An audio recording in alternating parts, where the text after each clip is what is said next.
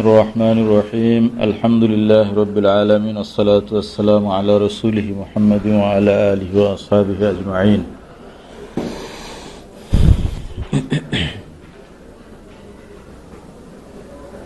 যুদ্ধক্ষেত্রে যখন শত্রুদের সাথে যুদ্ধ শুরু হয়ে যায় তখন অনেক সময় নিজেদের সৈন্য চিনতে পারা যায় না।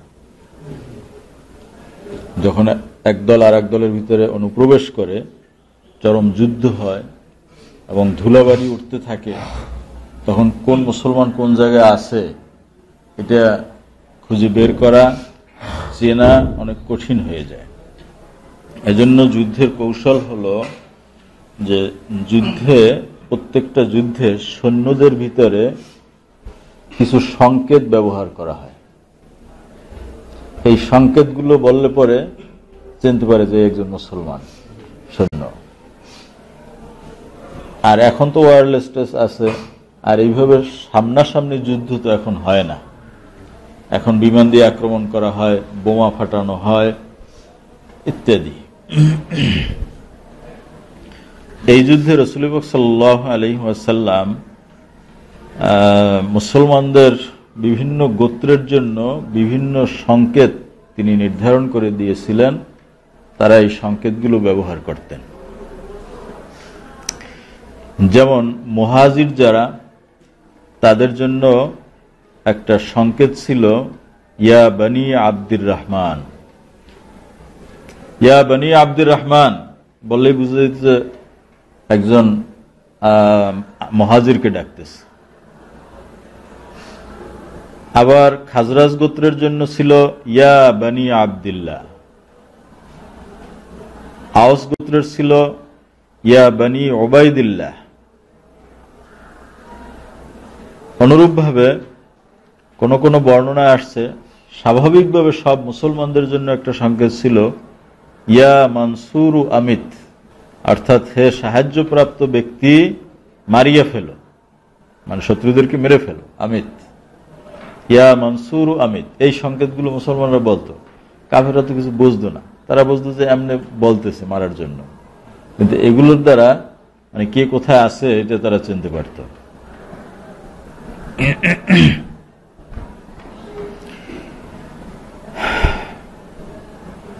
ইবনে হিশামের বর্ণনা আসছে যে সাহাবায়ে কিরামের সংকেত সেদিন ছিল আহাদুন আহাদ। আর রাসূল পাক সাল্লাল্লাহু আলাইহি ওয়াসাল্লামের ঘোড়ার নামকরণ করা হয় খাইলুল্লাহ বা আল্লাহর ঘোড়া। এই সংকেতগুলো এই বদরের যুদ্ধের জন্যই খাস। আবার অন্য যুদ্ধের সময় এভাবে সংকেত দিয়ে দেওয়া হইত, ওই সংকেতগুলো তারা ব্যবহার করতেন। তো যুদ্ধ এক পর্যায়ে মুসলমানরা যখন রাসূল পাক সাল্লাল্লাহু আলাইহি ওয়াসাল্লাম ওই পাথর বা বালি নিক্ষেপ করলেন, সবাই তখন কাফেররা পর্যুদস্ত হয়ে গেল, আর মুসলমানরা তাদেরকে হত্যা করতে লাগলো, বন্দী করতে লাগলো। রাসূল পাক সাল্লাল্লাহু আলাইহি ওয়াসাল্লাম তখন আরিশে প্রত্যাবর্তন করলেন, আর মুসলমানরা কাফেরদেরকে হত্যা করতেছে, বন্দী করতেছে। রাসূল পাক সাল্লাল্লাহু আলাইহি ওয়াসাল্লামকে পাহারা দেওয়ার জন্য আরিশের পাশে হযরতে সাদ ইবনে মুআজ রাদিয়াল্লাহু তাআলা আনহু এবং তার কিছু সহযোগী তারা খোলা তলোয়ার নিয়ে দাঁড়িয়ে থাকলেন, যে এই গনিমত সংগ্রহ, এই মানে যুদ্ধের শেষ মুহূর্তে কাফেররা সুযোগ বুঝে রাসূল পাক সাল্লাল্লাহু আলাইহি ওয়াসাল্লামকে আক্রমণ করতে পারে। এজন্য তার বডিগার্ড হিসেবে তিনি এবং তার কিছু সহযোগী তারা দাঁড়িয়ে থাকলেন। তারা আরিশ একটু উঁচু জায়গায় ছিল, সেখান থেকে দেখতেছেন যে যুদ্ধের ময়দানে কি হচ্ছে, কাফেরদেরকে হত্যা করা হচ্ছে, বন্দী করা হচ্ছে। তো সাদ ইবনে মুআজ এগুলো দেখে একটু অসন্তুষ্টি এবং বিরক্তি প্রকাশ করলেন। রাসূল পাক সাল্লাল্লাহু আলাইহি ওয়াসাল্লাম বললেন যে কি সাদ, মুসলিম বাহিনী যা করতেছে এটা দেখে তুমি কি বিরক্ত হচ্ছ? তো বলছে যে হ্যাঁ, আমাদের মুসলমানদের এটা প্রথম যুদ্ধ, আল্লাহ এই যুদ্ধে আমাদেরকে জয় দান করেছেন, অতএব আমার খেয়াল ছিল যে এই যুদ্ধে যত কাফের পাওয়া যাবে প্রত্যেককে হত্যা করা হবে, বন্দী বলতে কিছু নাই। তো এই মুসলমানরা যে তাদেরকে বন্দী করতেছে এটা আমার পছন্দ না, এই জন্য আমার চেহারায় বিরক্তি ভাব দেখা যাইতেছে। তো রাসূল পাক সাল্লাল্লাহু আলাইহি ওয়াসাল্লাম এই যুদ্ধে কিছু কিছু লোকদেরকে, কাফেরদেরকে হত্যা করতে নিষেধ করে দিয়েছিলেন। এর পিছনে ব্যাকগ্রাউন্ড আছে। আবার কিছু কাফের আছে যাদেরকে বন্দী করার পরেও হত্যা করতে হুজুর নির্দেশ দিয়েছিলেন। পথিমধ্যে 3 জন বন্দীকে হত্যা করা হয়েছিল, সামনে বলবো।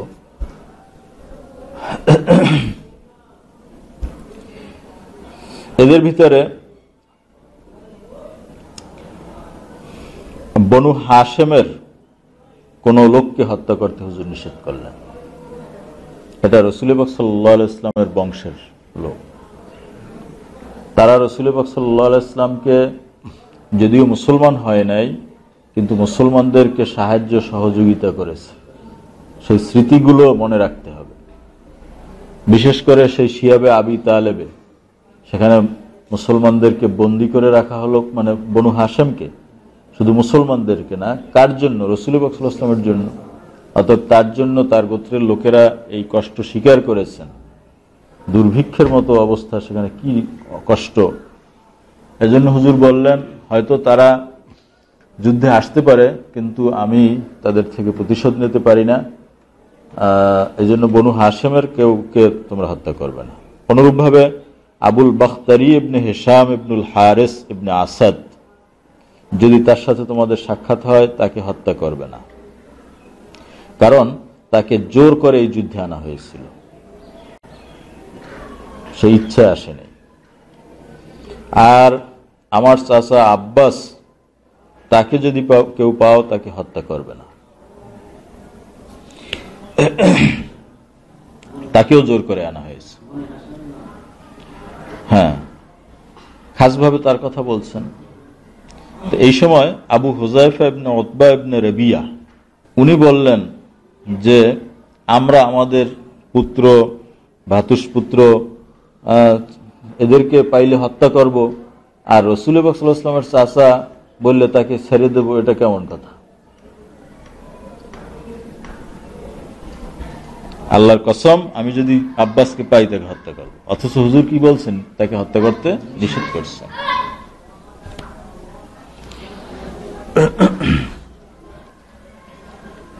এই কথা রাসূল পাক সাল্লাল্লাহু আলাইহি ওয়াসাল্লামের কানে গেল যে আমি আব্বাসকে হত্যা করতে নিষেধ করছি, আর এই লোক আবু হুযায়ফা এরকম মন্তব্য করছে। তখন রাসূল পাক সাল্লাল্লাহু আলাইহি ওয়াসাল্লাম ওমর রাদিয়াল্লাহু তাআলা আনহুকে ডাকলেন, ইয়া আবা হাফস। ওমর রাদিয়াল্লাহু তাআলা আনহু বলেন যে আমাকে রাসূল পাক সাল্লাল্লাহু আলাইহি ওয়াসাল্লাম কখনো এই নামে ডাকতেন না, আমাকে ইয়া ওমর বলতেন, কিন্তু ওই দিনই ইয়া আবা হাফস বলে আমাকে ডাকছেন, কুনিয়াত দিয়ে।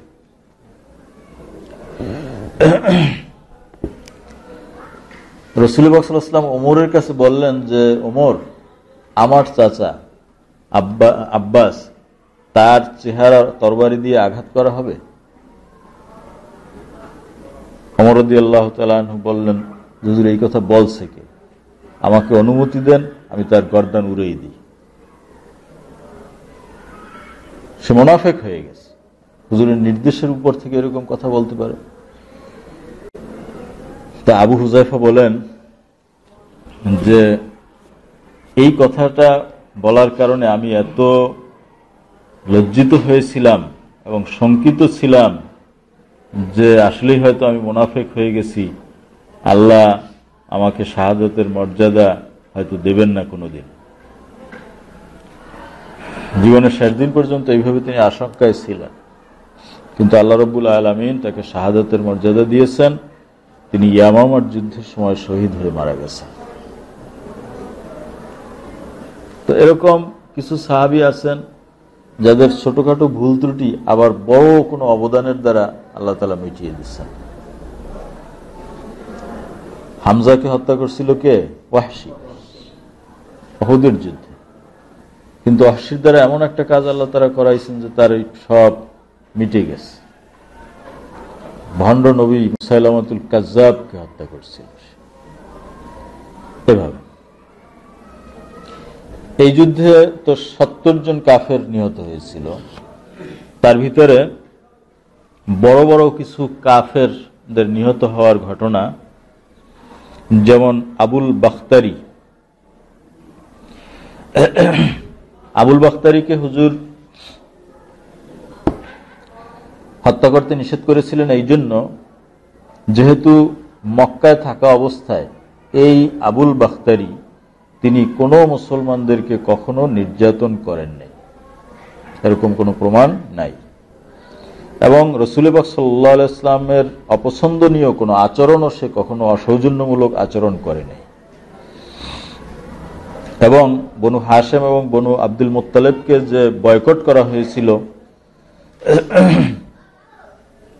এই মর্মে যখন তার কাছে চিঠি পাঠানো হয়েছিল,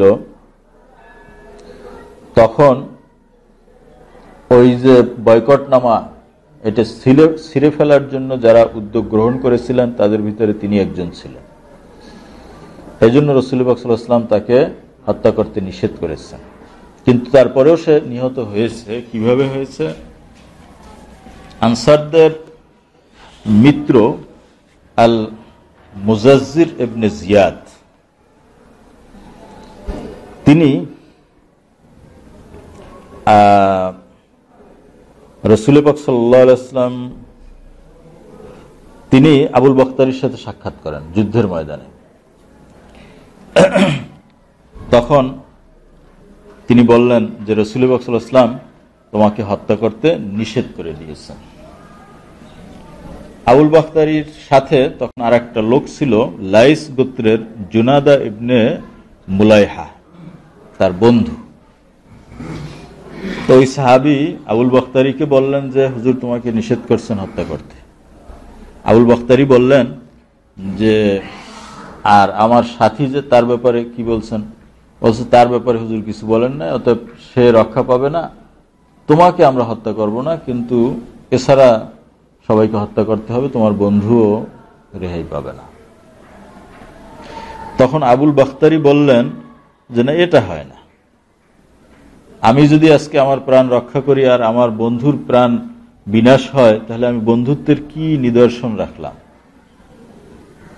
তাহলে আমার বন্ধুর গোত্রের লোকেরা আমাকে লজ্জা দেবে যে বন্ধুকে সে বিপদে ফেলে নিজে আত্মরক্ষা করেছে, নিজের প্রাণ বাঁচিয়েছে। অতএব আমি আমার বন্ধুকে বাঁচানোর জন্য আপ্রাণ লড়াই করে যাব। এবং তখন সে কবিতা আবৃত্তি করেছিল, লাই ইউসলিমা ইবনু হাররা জামিলাহু হাত্তা ইয়ামুতা আও ইয়ারা সাবিলাহু। নিজেকে খেতাব করে বলেছেন যে ইবনু হুররা স্বাধীনা মহিলার সন্তান, যে স্বাধীনা মহিলার সন্তান কখনো তার সহযোগী বন্ধুকে অর্পণ করতে পারে না শত্রুর হাতে, হাত্তা ইয়ামুতা আও ইয়ারা সাবিলাহু, মানে যুদ্ধের চূড়ান্ত সীমা না দেখে অথবা মৃত্যুবরণ না করে।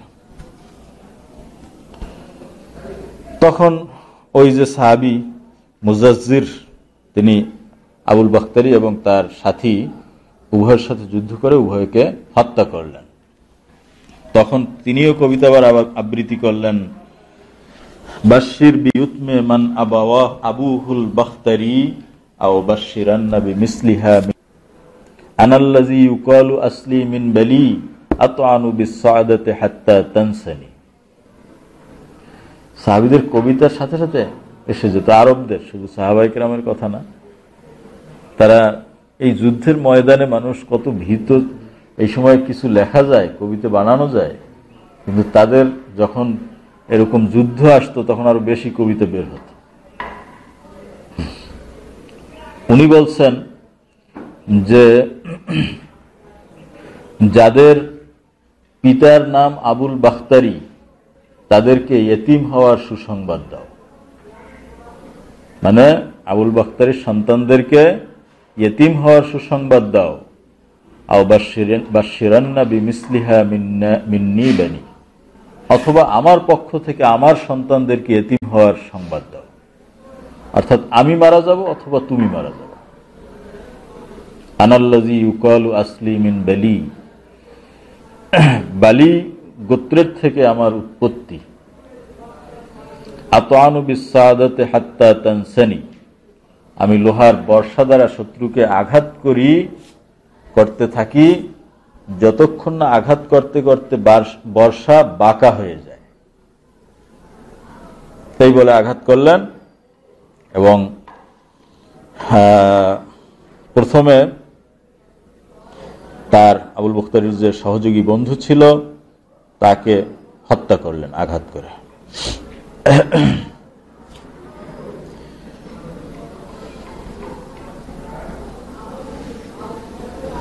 এরপরে তাকেও হত্যা করলেন। এভাবে করে তাকে হত্যা করা হয়। আসলে কিন্তু তাকে হুজুর হত্যা করতে বলেন নাই, সে নিজের দোষে নিহত হয়েছে। আর একজন বড় কাফের উমাইয়া ইবনে খালফ, একে হত্যা করা হয়। এই লোকটা মুসলমানদের করেছিল হযরত বেলাল রাদিয়াল্লাহু তাআলা আনহুকে যে ঐতিহাসিক নির্যাতন করা হয়েছে, প্রত্যেকটা মুসলমান জানে যে তাকে কিভাবে নির্যাতন করা হয়েছে। প্রচন্ড উত্তপ্ত বালুর উপরে চিৎ করে শোয়াইয়া তারপরে বুকের উপরে বড় পাথর চাপা দিয়ে রাখছে, এরপরে দৌড়া মেরেছে, অনেক কষ্ট দিয়েছে। সেই হলো উমাইয়া ইবনে খালফ।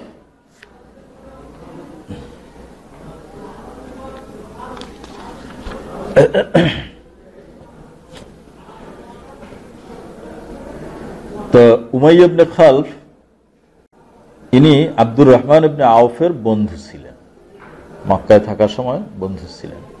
পর আব্দুর রহমান ইবনে আউফ তো মুসলমান হয়ে গেছেন, মদিনা হিজরত করে চলে আসছেন। তো এই যুদ্ধে যাই হোক, এখানে একটু ঘটনা লেখছে যে উমাইয়া ইবনে খালফ আব্দুর রহমান যখন মুসলমান হয়ে যান, নাম পরিবর্তন হয়ে গেল আব্দুর রহমান। আগে তার নাম ছিল আব্দে আমর। এখন উমাইয়া আব্দুর রহমান বলতে নারাজ, যে আমরা রহমান বলতে চিনি না কাউকে, অতএব আমি তোমাকে আব্দুর রহমান ডাকতে পারবো না। আর আব্দুর রহমান ইবনে আউফ বললেন যে আমার আগের নাম আব্দে আমর বললেও আমি সাড়া দেব না, কারণ ওটা কুফরি নাম। আমরের গোলাম, আমি তো আল্লাহর গোলাম, রহমানের গোলাম। আর আরবরা আল্লাহ চিনত, কিন্তু রহমান শব্দ তাদের কাছে পরিচিত ছিল না। শেষ পর্যন্ত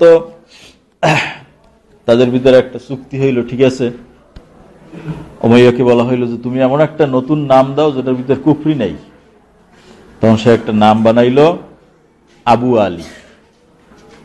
অতএব উমাইয়া ইবনে খালফ আব্দুর রহমান ইবনে আউফকে আবু আলী বলে ডাকতেন, আর কেউ এই নামে ডাকতেন না। তো যাই হোক, বদর যুদ্ধের দিন আমি তার নিকট থেকে যাইতেছি, সে তার পুত্র আলীর হাত ধরে যাইতেছে। আবু আলী কিন্তু ওনার ছেলে হইল আলী।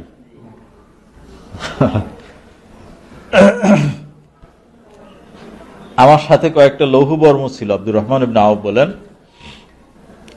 পরাজিত শত্রুদের থেকে এটা আমি ছিনিয়ে নিয়েছিলাম, আমি এগুলো বহন করে নিয়ে যাইতেছিলাম। তো সে আমাকে দেখেই বলল আব্দে আমর, পিছন থেকে ডাক দিল, কিন্তু আব্দে আমর নাম ডাক দিলে তো আমি সাড়া দেব না। আমি কোনো উত্তর করলাম না। তো তার মনে পড়লো যে এই নামের তো সে উত্তর দেবে না। তখন সে বলল ইয়া আব্দুল ইলাহ।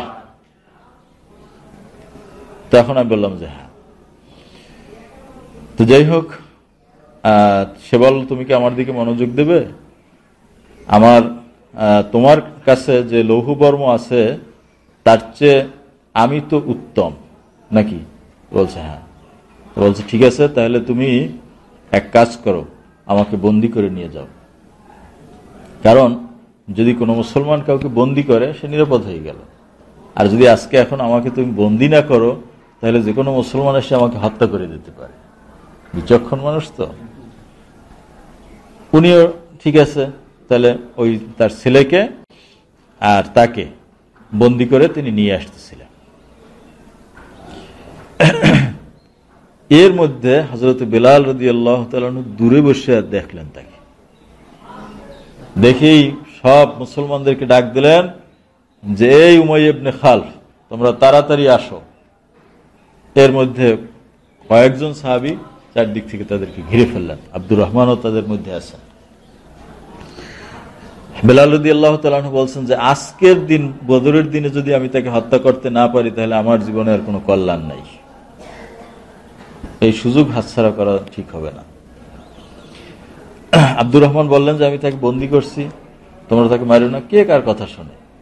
শেষ পর্যন্ত আব্দুর রহমান তাকে, তার বন্দীকে রক্ষা করার জন্য অনেক চেষ্টা করেছেন। তাকে মাটিতে শোয়াই দেয়া, তারপরে উনি উপর হয়ে তাকে রক্ষা করার জন্য চেষ্টা করছেন।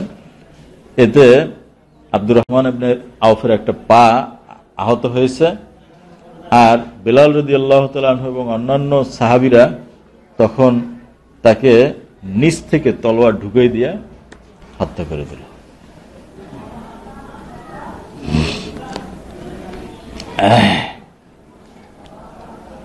আব্দুর রহমান ইবনে আউফ বলেন যে, নিহত হওয়ার সময় উমাইয়া এত জোরে চিৎকার দিয়েছিল যে আমার জীবনে এরকম জোরে কোনো চিৎকার আমি শুনি নাই। তো যাই হোক, এই কাফের বন্দী হলো, মারা গেল। সবচেয়ে বড় কাফের যে আবু জেহেল এবং এই বাহিনীর প্রধান ছিল এবং এই যুদ্ধের জন্য সবচেয়ে মূল ভূমিকা যার ছিল, অনেক বড় বড় নেতারাই তো এই যুদ্ধ করতে চায় নাই, কিন্তু সবাইকে সে উৎসাহিত করেছিল। সেই আবু জাহেলের পরিণতি কিরকম হয়েছিল? মুআজ এবং মুআওয়াজ দুই ভাই, ছোট বয়সী। আব্দুর রহমান ইবনে আউফ, ওনার দুই পাশে এই দুই ভাই ছিলেন। তো যুদ্ধের ময়দানে শক্তিশালী পুরুষ পাশে থাকলে নিজের একটা বল হয় যে ওনার সাহায্য পাওয়া যাবে, কিন্তু পাশে ছোট দুইজন থাকার কারণে ওনার একটু মনোবল দুর্বল ছিল যে আমাকে সাহায্য তো এরা করতে পারবে না। এর মধ্যে দুই ভাইয়ের মধ্যে আবার প্রতিযোগিতা ছিল যে কে আবু জাহেলকে মারবে। একজন গোপনে গিয়ে আব্দুর রহমানকে জিজ্ঞাসা করলো, চাচা, আবু জাহেলকে আপনি চেনেন? তো আবু জাহেল দিয়ে তোমাদের কাজ কি? বলছে, না, শুনছি সে রাসূল পাক সাল্লাল্লাহু আলাইহি ওয়াসাল্লামের সবচেয়ে বড় শত্রু, অনেক কষ্ট দিয়েছে মুসলমানদের, তাকে আমি হত্যা করতে চাই, আমাকে একটু দেখাই দেন। তখন আবু জাহেল, তার উট ছিল বড়, উটের উপরে বসে কাতার সোজা করতেছিল, যুদ্ধ পরিচালনা করতেছিল, দূর থেকে দেখাই দিচ্ছে, ওই যে দেখো, ওই লোক হলো আবু জাহেল। কিছুক্ষণ পরে আর এক ভাই, সেও এসে গোপনে, ওই ভাই যাতে না শুনে, কানে কানে বললো যে, ভাই, আপনি আবু জাহেলকে চেনেন? তিনি দেখাই দিলেন, হ্যাঁ, ওই আবু জাহেল। তখন দুইও ভাই তারা বাজ পাখির মতো তার উপরে গিয়ে ঝাঁপিয়ে পড়ল। উটের উপরে পাওয়া যায় না তলোয়ারে, এই জন্য কোপ দিল, আবু জাহেলের একটা পা কাটতে পড়ে গেল। তখন সে উট থেকে পড়ে গেল। এর মধ্যে আবু জাহেলের ছেলে ইকরামা, সে এগিয়ে আসলো,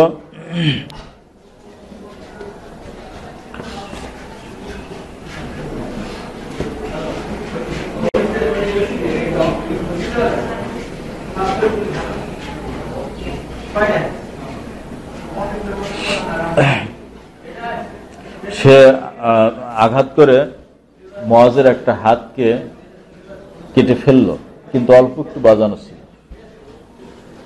পরবর্তীতে তিনি, এটা সমস্যা হয়, হাত জ্বলে, এই জন্য নিজে পায়ের নিচে রেখে টান দিয়ে ছাড়াই ফেলেছে। জেহাদ কাকে বলে? আবু হানিফ, ঘুমাও।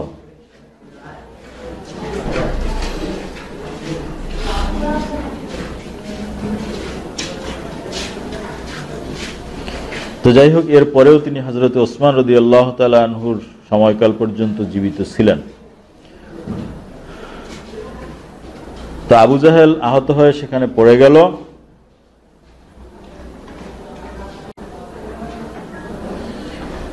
কিন্তু পুরো মারা গেল না। যুদ্ধের পরে হযরত রাসূল পাক সাল্লাল্লাহু আলাইহি ওয়াসাল্লাম আব্দুল্লাহ ইবনে মাসউদকে বললেন যে তুমি গিয়ে দেখো যে আবু জাহেলকে খুঁজে পাও কিনা, যদি সে না মারা যেয়ে থাকে তাহলে তাকে হত্যা করো।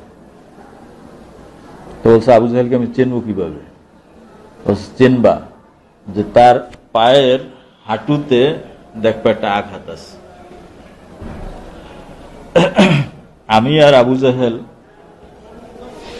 জাহেলের চেয়ে একটু বড়, আবু জাহেল আমার চেয়ে ছোট ছিল।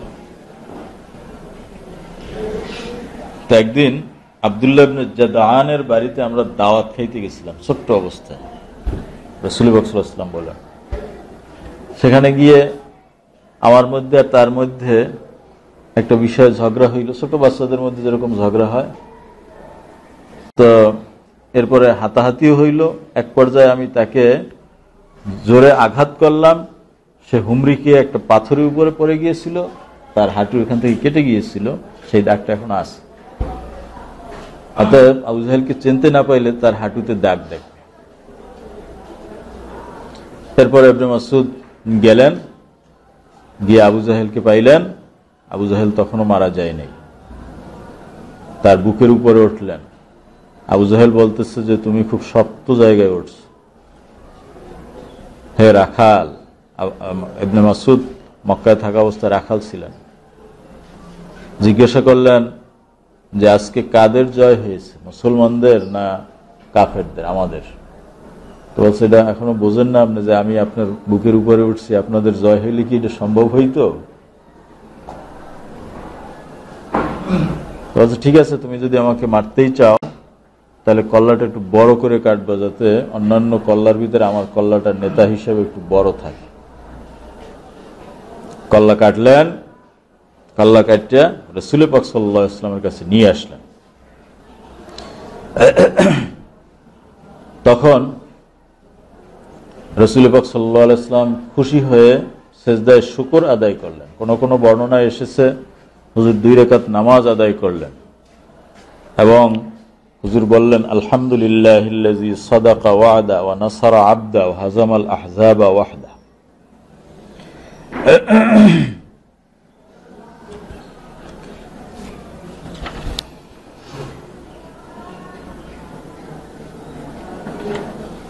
তো যাই হোক, আবু জাহেলকে ওই মাথা যখন এনে দেওয়া হলো, রাসূল পাক সাল্লাল্লাহু আলাইহি ওয়াসাল্লাম বললেন যে তার বডিটা কোথায়, আমি একটু দেখতে যাব। তারপর ইবনে মাসউদ হুজুরকে নিয়ে গেলেন এবং রাসূল পাক সাল্লাল্লাহু আলাইহি ওয়াসাল্লাম তার বডিটা গিয়ে দেখলেন। তারপরে লৌহ বর্ম ছিল তার শরীরে, সেটা খুলতে বললেন। দেখা গেল তার শরীরে কোনো জখম নাই, খালি পাটা কেটে গেছে, তাতেই পাহলওয়ান মারা গেল। তো দেখা গেল তার ঘাড়ে এবং উভয় হাতে এবং চিবুকের উপরে কালো কালো দাগ আছে, মানে ফেরেশতারা দিয়েছে। নতুবা একটা পাও কাটলে কি একটা মানুষ মারা যায়?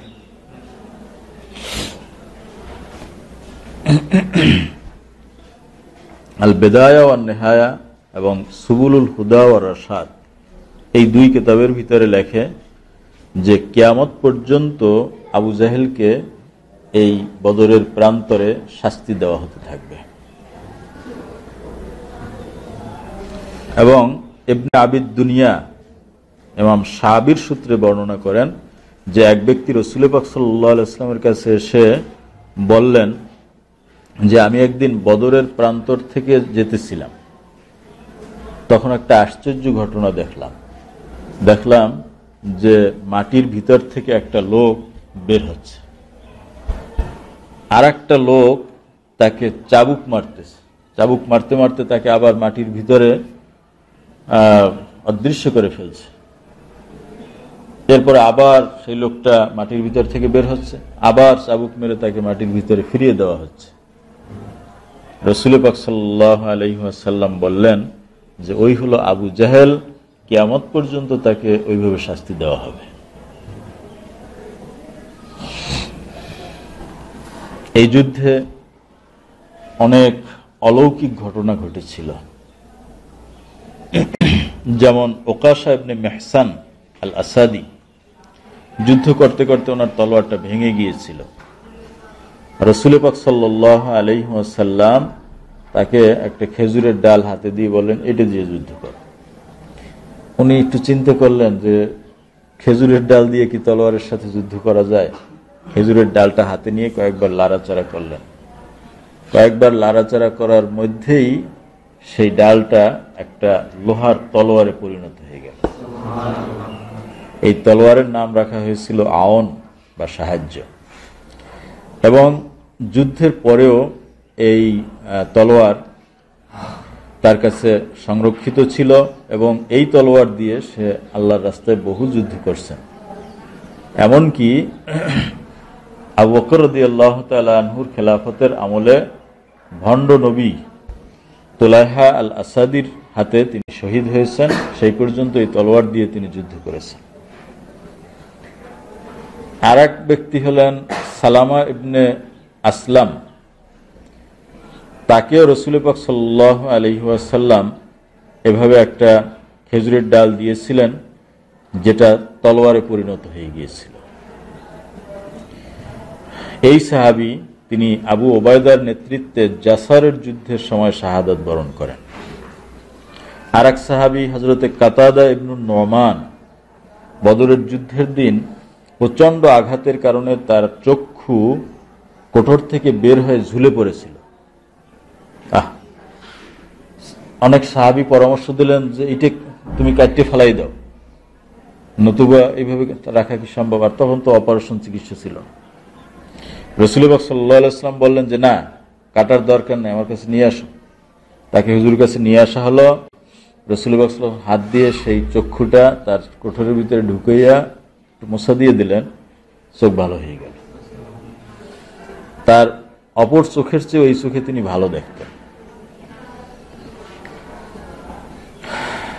এই যুদ্ধের মুজিজার ভিতরে রাসূল পাক সাল্লাল্লাহু আলাইহি ওয়াসাল্লাম যুদ্ধের আগের দিন ময়দান পরিদর্শনের সময় হাতের আঙ্গুল দিয়ে নির্দেশ করেছিলেন যে এখানে অমুক কাফের মারা যাবে, এখানে অমুক কাফের মারা যাবে। ঠিকই যুদ্ধের পরে দেখা গেল যে তারা সবাই সেই জায়গায় পড়ে থাকলো, এক ইঞ্চিও এদিক সেদিক হয় না। হুজুর যেখানে নির্দেশ করছেন সেখানেই।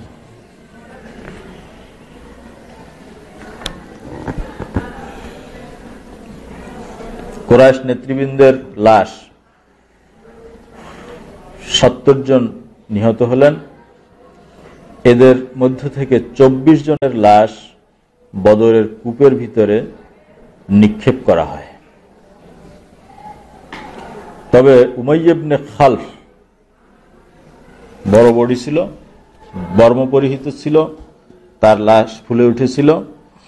এই জন্য তাকে আর ফালানো সম্ভব হয় নাই, পচে গলে গেছিল। এই জন্য মাটির পুঁতে তাকে মাটি চাপা দেওয়া হয়েছিল। রাসূল পাক সাল্লাল্লাহু আলাইহি ওয়াসাল্লাম বদর কূপের কাছে গিয়ে এই কাফেরদেরকে লক্ষ্য করে তিনি নাম ধরে ধরে বলেছিলেন, হে উতবা ইবনে রবিয়া, সাইবা ইবনে রবিয়া, উমাইয়া ইবনে খালফ, আবু জাহেল ইবনে হিশাম, আপনারা কেমন আছেন?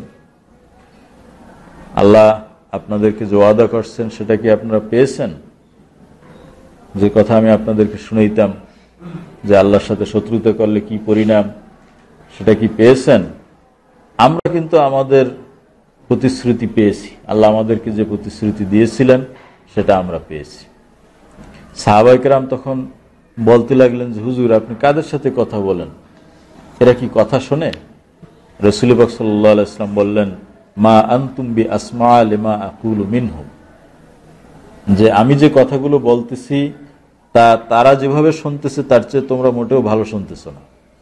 মানে তোমাদের চেয়ে তারা ভালো শুনতেছে, তবে শুধুমাত্র তারা জবাব দিতে পারতেছে না।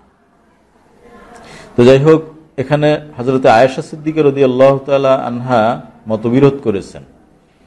তিনি বলেছেন যে মৃতরা শুনতে পারে না, এবং তিনি দলিল দিয়েছেন ইন্নাকা লা তুসমিউল মাউতা, হে রাসূল আপনি মৃতদেরকে শুনাইতে পারেন না। তো যাই হোক, এটা একটা ইখতিলাফি মাসলা হয়েছে, এটা জায়গা মতো আলোচনা করা হবে। এই আয়াতের মধ্যে সামঞ্জস্য করা।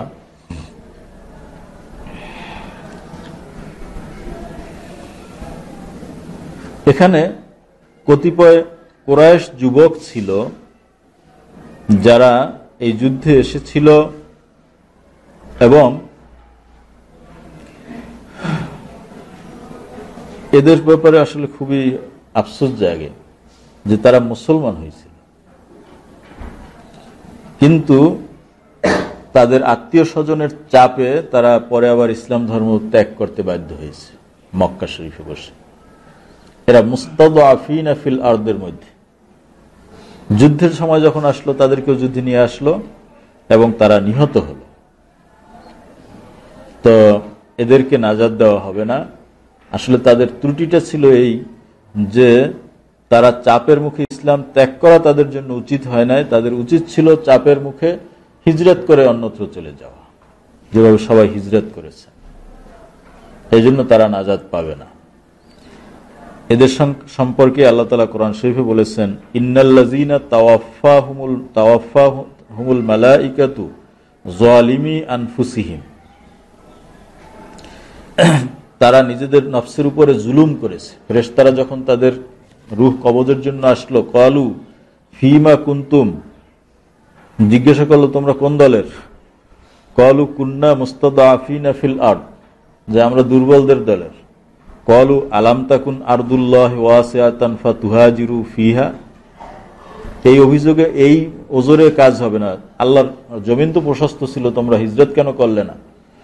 ফাউলাইকা মাওয়াহুম জাহান্নাম ওয়া সাআত মাসীরা।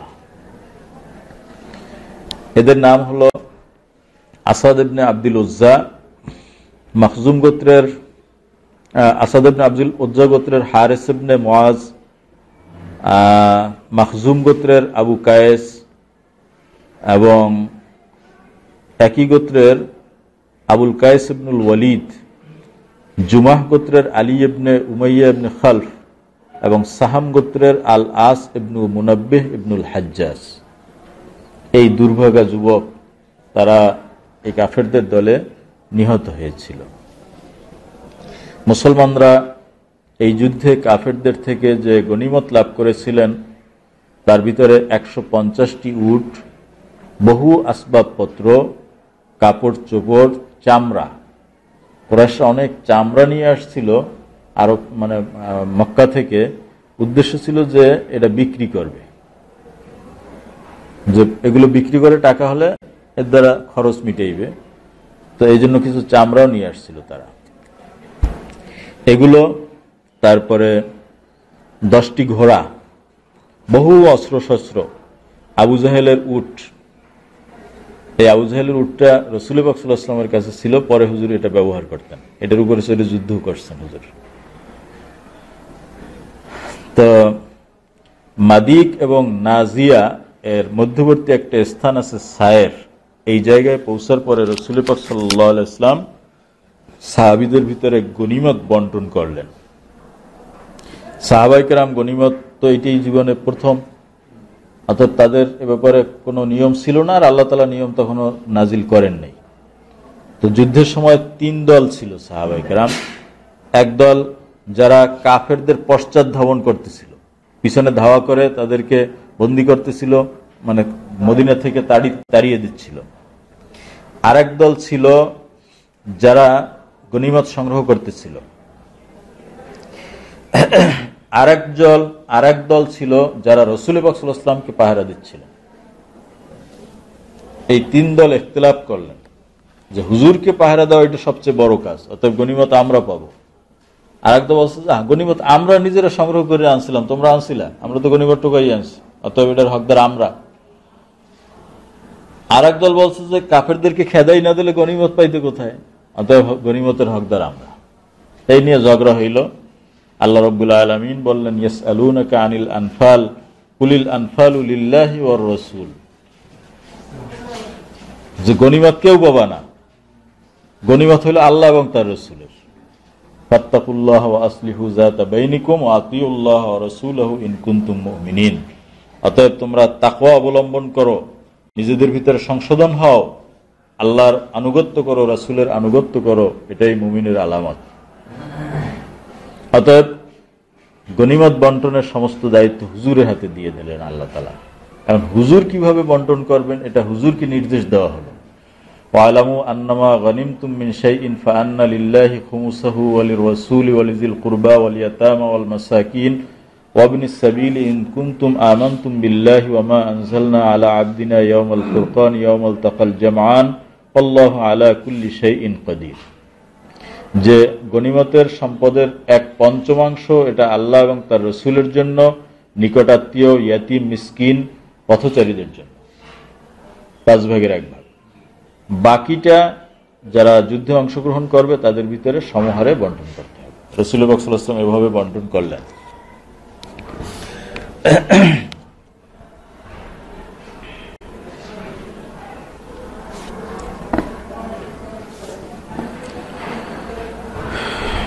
এবং এই গনিমত বন্টন করার মধ্যে যাদেরকে রাসূল পাক সাল্লাল্লাহু আলাইহি ওয়াসাল্লাম গুপ্তচর হিসেবে পাঠিয়েছিলেন এবং যাদেরকে মদিনায় হুজুর রেখে এসেছিলেন তাদেরকেও গনিমত দেওয়া হয়েছিল, যদিও তারা সরাসরি যুদ্ধের ময়দানে ছিলেন না।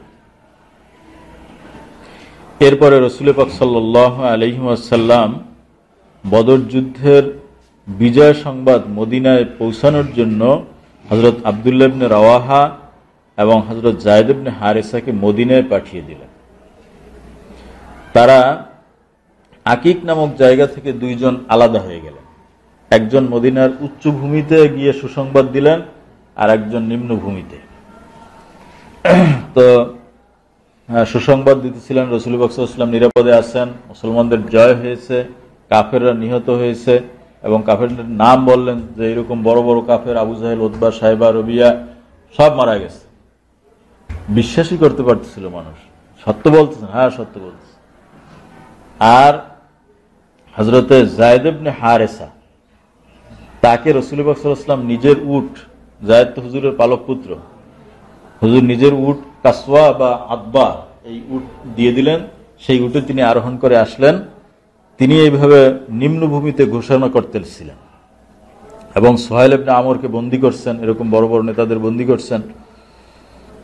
তো এইটা বিশ্বাস করতে পারতেছিল না মানুষ, বিশেষ করে মুনাফিক যারা ছিল এবং ইহুদি যারা ছিল। ইহুদিদের আমরা কি ক্ষতি করলাম, এত শত্রুতাটা কেন আমাদের বিরুদ্ধে? মুসলমানরা বদর যুদ্ধে জয়লাভ করলো, সংবাদ নিয়ে আসছো যায়েদ রাদিয়াল্লাহু তাআলা। ইহুদিরা বলতেছে যে না, ও পলাই আসছে, যুদ্ধে ঠকছে, পলাই আসছে। আর মুহাম্মদ তো নিহত হয়েছে, নতুবা মুহাম্মদের ঘোড়া পাইল কেমনে, সে উট পাইল কেমনে? মোহাম্মদ মারা গেছে, এর উট নিয়ে সে পালাই আইছে। এখন ওর মাথা ঠিক নাই, এই জন্য সে উল্টো পাল্টা বলতেছে। এমনকি হযরতে ওসামা, যায়েদের ছেলে, সে পর্যন্ত বিভ্রান্ত হয়ে গেছে। সে পিতার কাছে যাই জিজ্ঞাসা করছে যে আব্বা আপনি কি সত্য কথা বলতেছেন? আসলে কি জয় হয়েছে? বলছে হ্যাঁ আমি সত্য কথা বলতেছি, দেখবো যে কালকেই তো হুজুর চলে আসবে। রাসূল পাক সাল্লাল্লাহু আলাইহি ওয়াসাল্লাম, শুক্রবার যুদ্ধ হয়েছিল 17ই রমজান, শনি রবি সোম 3 দিন অবস্থানের পর সোমবার রাত্রে সকলকে নিয়ে রওনা দিলেন মদিনায়। এবং সেই রাত্রে রওনা দেওয়ার আগে আবার ওই বদরের কূপের কাছে গিয়ে কাফেরদেরকে সম্বোধন করে কথা বললেন। তো যাই হোক, রাসূল পাক সাল্লাল্লাহু আলাইহি ওয়াসাল্লাম পথিমধ্যে নাদর ইবনুল হারিসকে হত্যা করেছিলেন। আলী রাদিয়াল্লাহু তাআলা আনহু বললেন যে বন্দীদের ভিতরে নাদর ইবনুল হারিস আছে, তাকে হত্যা করো। তাকে হত্যা করা হয়েছিল।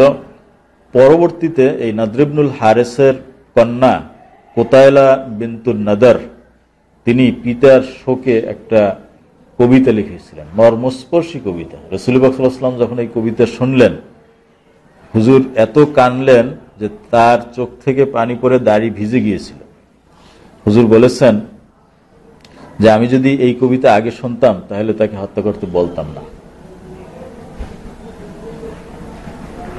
আর এক বন্দী উকবা ইবনে আবি মুআইত, তাকেও হুজুর বললেন যে এটাকেও হত্যা করো। উকবা বলল যে আমাদের বাচ্চাদেরকে কে দেখাশোনা করবে, আমাকে যে মারতেছেন। রাসূল পাক সাল্লাল্লাহু আলাইহি ওয়াসাল্লাম বললেন যে তোমার বাচ্চাদেরকে জাহান্নামের আগুন দেখাশোনা করবে। আলী রাদিয়াল্লাহু তাআলা আনহু তাকেও হত্যা করেন। যখন তাকে হত্যার জন্য, কোন বর্ণনায় আসছে যে আসিম ইবনে সাবিত তাকে হত্যা করেছিলেন,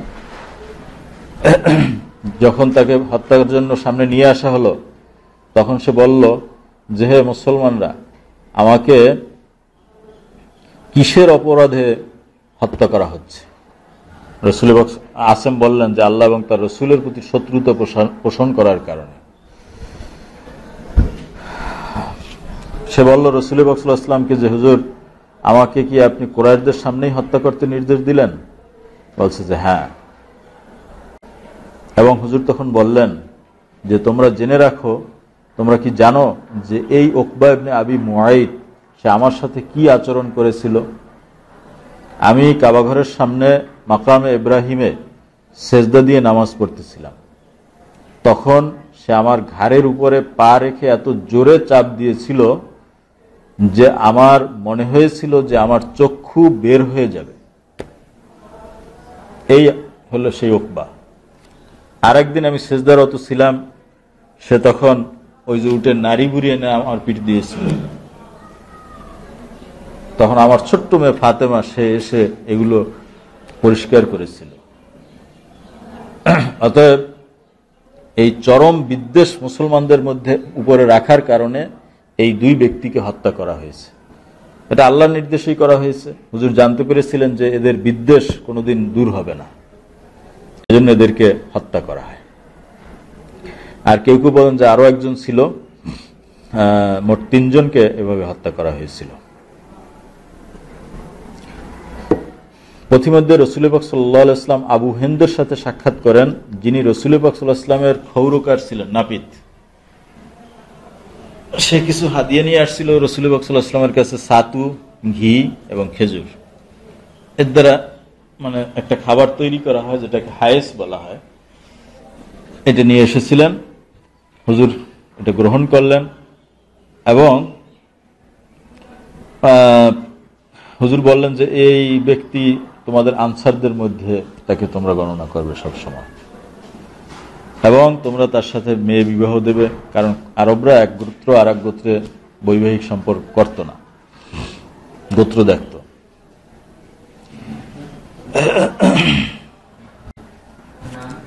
কে? আবু হিন্দ।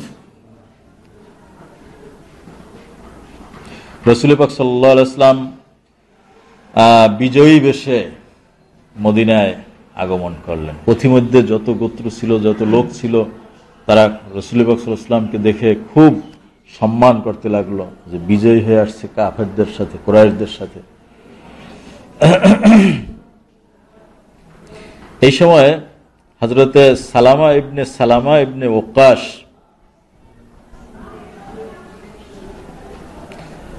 যখন তাদেরকে স্বাগত জানাইতেছিল মদিনাবাসী এবং পথিমধ্যে লোকেরা, তখন এই সাহাবী তিনি বললেন, তোমরা আমাদেরকে কিসের সুসংবাদ জানাও, কিসের স্বাগত জানাও? আমরা কোনো ভালো মানুষ কি মারতে পারছি না? কতগুলো এরকম মোটা সোটা পশুর মতো, যে পশুগুলো রক্তপান হিসেবে দেওয়া হয়, কোনো ভালো পশু রক্তপান হিসেবে দেওয়া হয় না, যেটা বুড়া হয়ে গেছে, লড়তে চড়তে পারে না, মোটা সোটা, যাদের এরকম কতগুলো বৃদ্ধ পশুকে পেয়েছিলাম যাদের মস্তকের সামনের ভাগের চুল সাদা হয়ে গিয়েছিল, তাদেরকে আমরা জবাই করছিলাম, এতে আমাদের সুসংবাদ দেওয়ার কি আছে? রাসূল পাক সাল্লাল্লাহু আলাইহি ওয়াসাল্লাম শুনে মুস্কি হাসলেন এবং বললেন যে ভাতিজা, শোনো যে তারাই হলো কওমের সম্ভ্রান্ত এবং নেতা ব্যক্তি। গায়ে শক্তি থাকুক নাই থাকুক, চুল সামনে থেকে পেকে যাক, কিন্তু এরাই সমস্ত দুষ্ট চক্র চালাইতো। অর্থাৎ তাদেরকে আমরা হত্যা করতে পারছি, মোটা তাজা একজন যুবক হত্যা করার চেয়ে একজন নেতা হত্যা করার ফজিলত অনেক বেশি। তুমি তো ছোট, তুমি তো বোঝো না।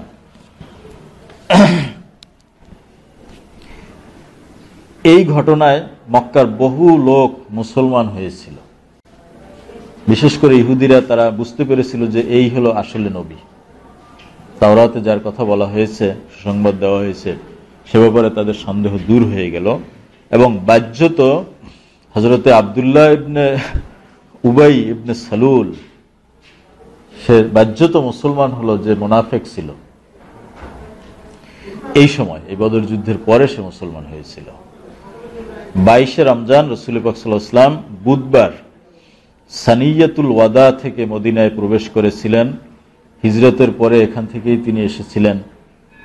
তখন মদিনাবাসী দব বাজাইয়া বালক বালিকা একত্রিত হয়ে গান গেয়ে রাসূল পাক সাল্লাল্লাহু আলাইহি ওয়াসাল্লামকে বরণ করে নিয়েছিলেন। তালাল বদরু আলাইনা মিন সানিয়াতিল ওয়াদাই ওয়াজাবা শুকরু আলাইনা মা দাআ লিল্লাহি দাঈ। যাই হোক, মোটামুটি যুদ্ধের